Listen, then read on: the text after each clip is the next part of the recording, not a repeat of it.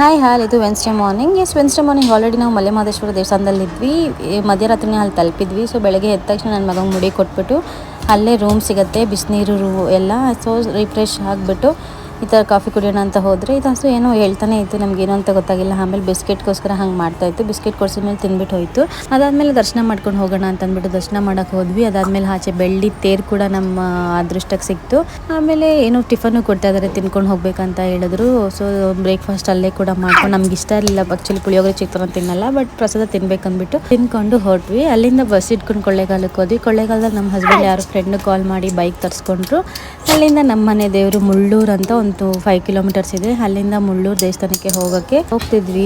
Road ಮಧ್ಯದಲ್ಲಿ ಯಾರೋ ಪಾನಕ ಮಜ್ಜಿಗೆ ಕೊಟ್ಟರು. ಆಮೇಲೆ ನಮ್ಮ ಮನೆ ದೇವಸ್ಥಾನದಲ್ಲೂ ಪ್ರಸಾದ ಕೊಟ್ಟರು. ಏನೋ ಇವತ್ತು ದಿನ ಚೆನ್ನಾಗಿತ್ತು. ಯಾವತ್ತೂ ಸಿಗದೇ ಇರೋ ಪ್ರಸಾದಗಳೆಲ್ಲ ಕಡೆ ಪ್ರಸಾದ ಸಿಕ್ತು. ಬಿಸಿಲು ಕೂಡ ಜಾಸ್ತಿ ಇದ್ದಿದ್ದರಿಂದ ಹೋಗಿ ನೀರಿಗೆ ಬಿದ್ದುಬಿಟ್ಟು ಮಧ್ಯಾಹ್ನ ಊಟ ಮಾಡ್ಕೊಂಡು ಬೆಂಗಳೂರಿಗೆ ಬಂದ್ವಿ. ಸೊ